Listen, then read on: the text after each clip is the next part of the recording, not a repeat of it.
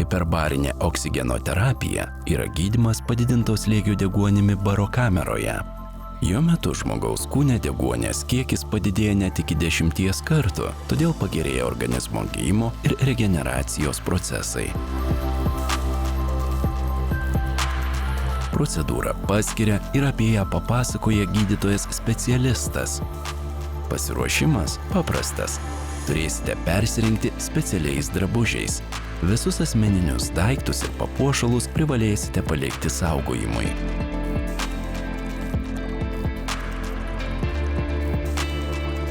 Ant riešo bus uždėta įžeminimo apyrankė. Slaugytoja padės atsigulti ant specialaus vežimėlio. Įstums jūs į barokamerą.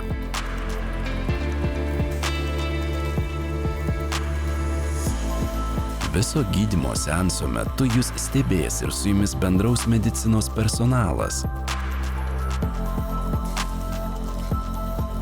Pasibaigus procedūrai slėgis bus sumažintas, slaugytoja jūs ištrauks iš kameros.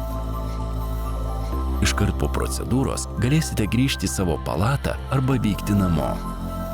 Hiperbarinė oksigenacija – tai paprastas, saugus ir efektyvus būdas sustiprinti natūralius organizmo atsistatymo procesus.